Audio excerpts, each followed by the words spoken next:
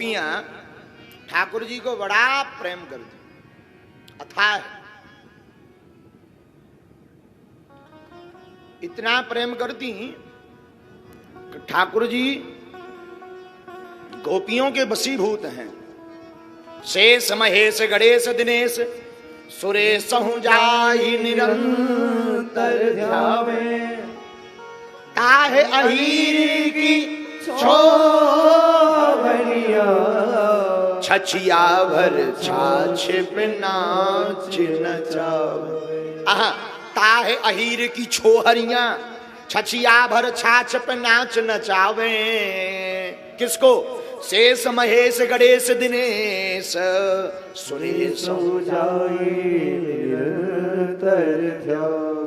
जिस भगवान के दर्शन के लिए बड़े बड़े अड़मादिक देवता तपस्या करते, ध्यान करते, योग करते, पर एक झलक नहीं दिखाई पड़ती।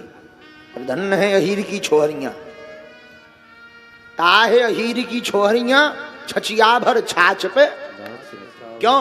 भगत के बस में, भगत के बस में। तो हम इस कथा में ये तुम्हें बताना चाहते, जब वो गोपियां ठाकुर को पा सकती हैं तो क्या हम आप ठाकुर को नहीं पा सकते?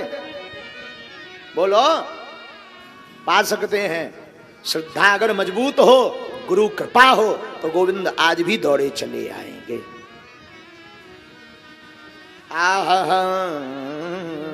भगवान ने पूर्णमासी को बांसुरी बजाई, सब गोपी आई, और जैसी गोपी आई तो भगवान ने स्वागत की। स्वागतम वो महाभागा प्रियम किम करवाणि वा व्रजस्यानामयं कश्चिद् ब्रूतागमन का।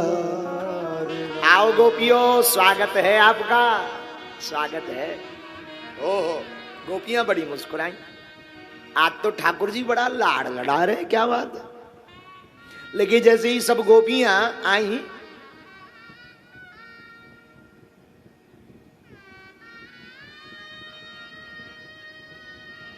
सब गोपियां पहुंची। आहा हा, जरा इनको बंद करो,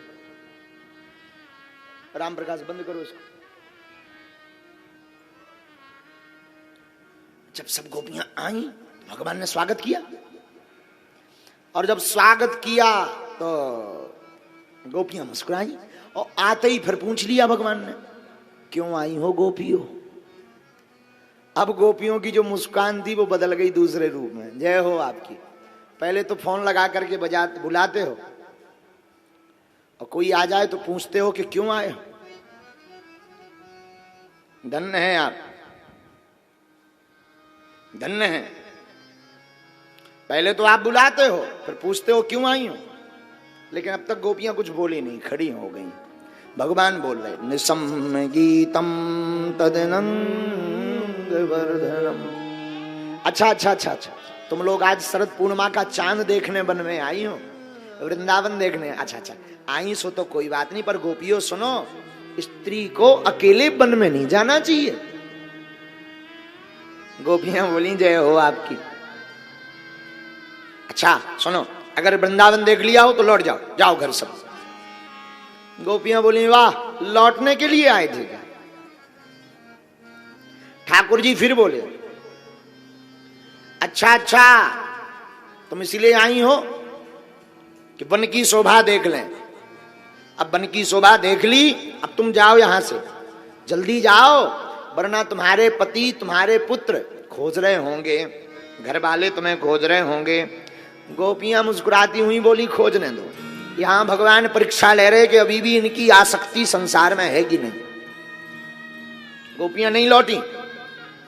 भगवान ने लंबे लंबे उपदेश दिए। देखो गोपियों, स्त्री का धर्म है पति की सेवा करना। जो स्त्री पति को छोड़ करके पर पुरुष का संग करती है वो नरकगामिनी होती है। गोपियां फिर मुस्कुराई, जय हो आपकी। भगवान उपदेश इतना ऊंचा दिए यहां पर, वृद्धौ जडो रोग धनो पिबा। भगवान कहते हैं गोपियों, पति बूढ़ा हो, पति निर्धन हो, पति कमजोर हो, पति लंगड़ा हो, कैसा भी हो, स्त्री के लिए पति ही परमेश्वर है। और जो स्त्री अपने पति को छोड़ करके पर पुरुष का संग करती है वो नरकगामिनी होती है। इसलिए तुम वापस लौट जाओ। अरे पर पुरुष का संग तो छोड़ो, ठाकुर जी बोले पर पुरुष का ध्यान करना भी विवाहित स्त्रियों के लिए पाप है। लौट जाओ, लौट जाओ। अब तक गोपियां शांत थी, अब बोली, हे भगवान प्रभु, हे ठाकुर, जब से आए हैं बड़े प्रवचन सुनाए जा रहे हो।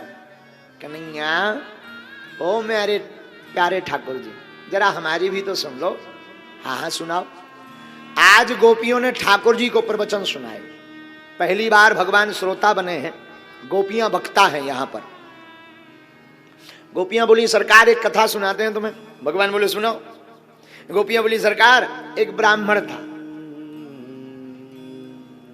ब्राह्मण की जो स्त्री थी वो थी ब्राह्मणी, बड़ी पतिव्रता। जब तक अपने पति को भोजन ना करा दे तब तक वो प्रसाद नहीं पाती थी। स्त्री का धर्म है पति का शीत प्रसाद पाना। शीत यानी जो पति प्रसाद पाले तो जो बचे उसको पाना चाहिए।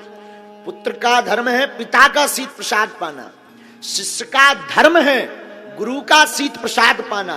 भक्त का धर्म है संतों का शीत प्रसाद पाना। तो वो ब्राह्मणी बड़ी धर्मात्मा, बड़ी पतिव्रता, पहले प्रसाद स्वामी जी को, पति को पवाती, फिर खुद पाती। देखो ये नियम है हमारे भारतीय संस्कृति का। हमारी माताएं जब रसोई बनाती हैं तो पहली रोटी गाय को निकालती। किसको निकालती हैं? अब तो प्रचलन बंद हो गया प्रायः, अब मॉडर्न जमाना आ गया ना थोड़ा, पर कहीं कहीं अभी भी प्रचलित है। पहली रोटी गाय को, पहली थाली ठाकुर जी को और अंतिम रोटी कुत्ता को। आज का जमाना थोड़ा उल्टा हो गया, पहली रोटी खुद खा लेती,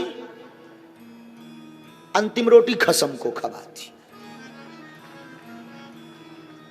मानो स्वयं गाय बनना चाहती हो।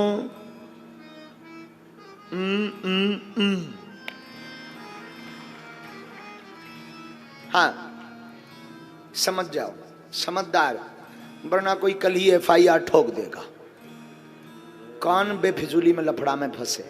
आए दिन हम लफड़े में रहते ही एक और कोई ठोक देगा। हाँ समझ जाओ, पहली रोटी खुद, मतलब हम हैं गौ माता, और अंतिम रोटी स्वामी जी के लिए। ये गलत। पहली रोटी गाय को, पहली थाली ठाकुर को, पहले प्रसाद पति को, बाद में स्वयं पाना चाहिए। पतिव्रता स्त्री का दूसरा धर्म क्या है? पहले पति को सुलाए फिर खुद सोए, पति के पहले जागे। आज के जमाने में घुर्राटे बंदे ही नहीं होते। पति कब आया कब गया पता ही नहीं लगा। बोलो सीताराम, जोर से बोलो ना। वही सुबह से चिल्लाने लगे कि कल रात्रि में भोजन नहीं मिले, तब सुबह से जल्दी जल्दी हाँ हाँ ठीक है गलती हो गई थी, मैं जरा थक गई थी तो सो गई थी। पतिव्रता स्त्री का दूसरा धर्म है, पहले पति को सुलाए फिर स्वयं सोए। पतिव्रता स्त्री का तीसरा धर्म, संसार से झूठ, एक तो कभी किसी से झूठ नहीं बोलना चाहिए, और नहीं चल रहा है तो झूठ बोल दे, पर पति से कभी झूठ ना बोले। और चौथा धर्म पतिव्रता स्त्री का, स्वप्न में भी पति की बात अपनी सहेली पड़ोसन आदि को ना बताए, इससे पति का अपमान होता। और स्त्रियों का धर्म है, जहां पति का सम्मान है वहीं पत्नी का सम्मान है, जहां पति का अपमान है वहीं पत्नी का अपमान है। ये मानना चाहिए। आजकल थोड़ा उल्टा जमाना है तो सब चलता है। हाँ सब चलता। बोलो सीताराम, जोर से बोलो ना। शायद किसी की समझ में आ जाए। अच्छा, कितने लोग विवाह के बाद सुखी हैं? जरा हाथ उठाओ। पुरुष पुरुष इस चक्कर में मत उठाना कि घरवाली बगल में बैठी हो तो बेलन चिमटा मारेगी, तो भय के कारण उठा रहे हो कि ये घर पे जाके अग्नि। एक ही, चलो नाक बचा दे, उठ जा, जरा खड़ा हो। हाँ खड़ा हो। पोटली साथ में ही लिए। घरवाली आई तेरी? कहाँ है? अच्छा, कहाँ की है तुम्हारी घरवाली? तुम सुखी हो? ब्याह के बाद दूसरी करोगे शादी? इसका मतलब एक ही में छक गए।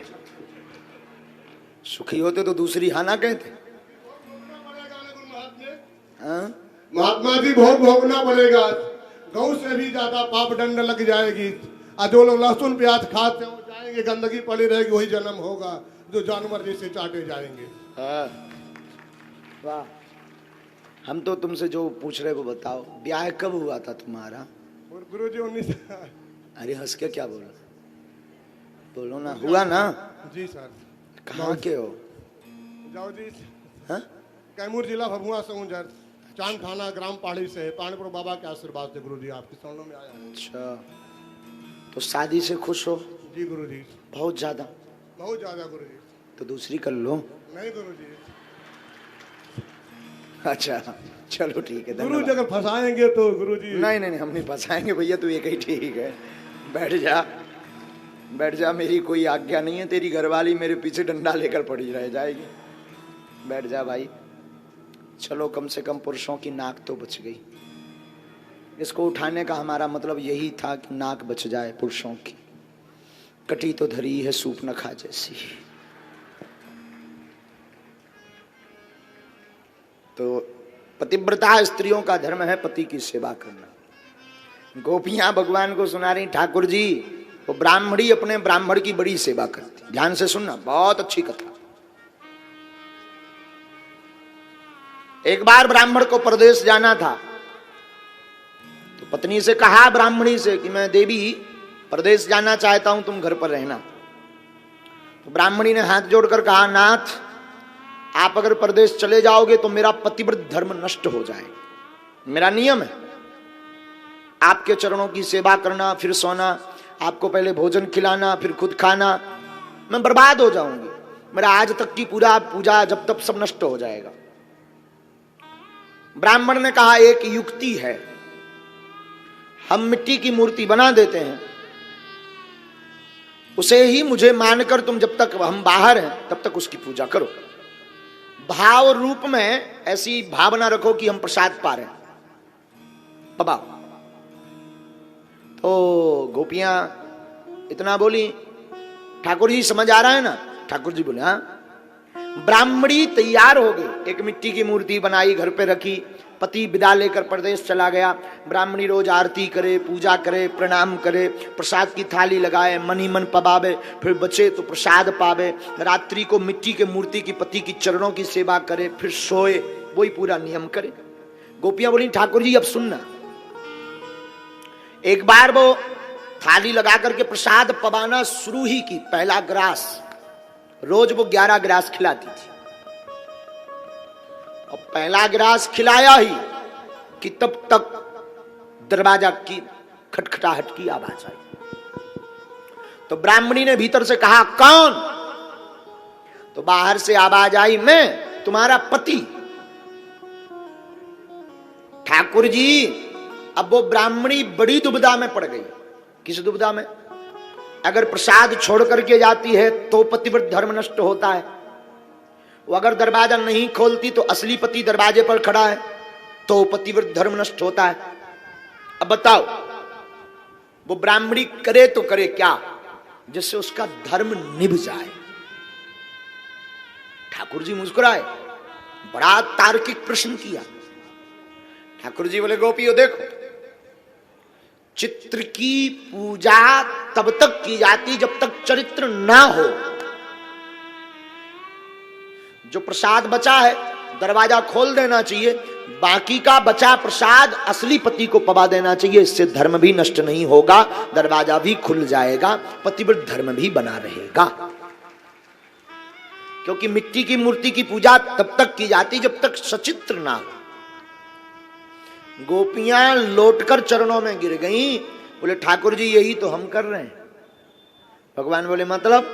बोले जिस पतियों का भय आप हमें दिखा रहे थे वो मिट्टी के पति हैं, उनके अंदर 5 तत्व है, आप हमारे परम पति हैं, हम उनको छोड़कर के आपकी शरण में आ गए तो हमने क्या गुनाह कर दिया।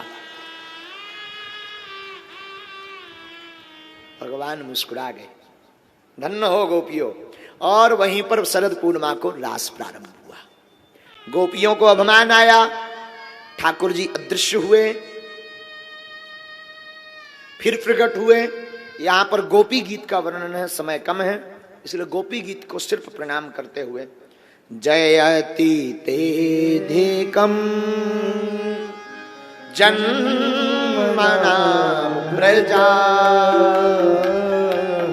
दयति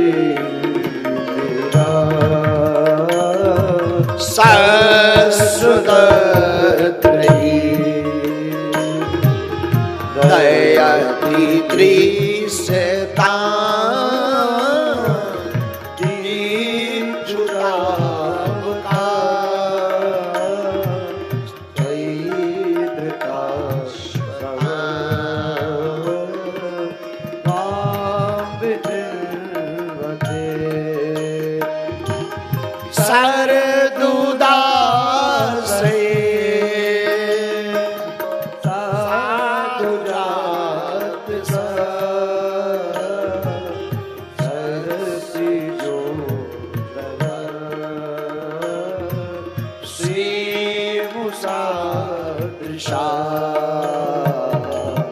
सूरत नाथ दे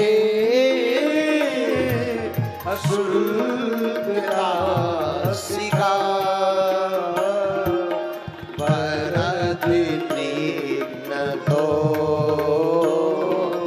नेकिन बदा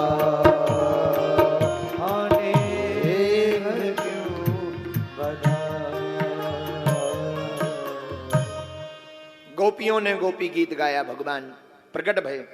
और जैसे ही प्रकट भये महाराज प्रारंभ हुआ। इस महाराज में एक अद्भुत गोपी आई। कौन? भोले बाबा।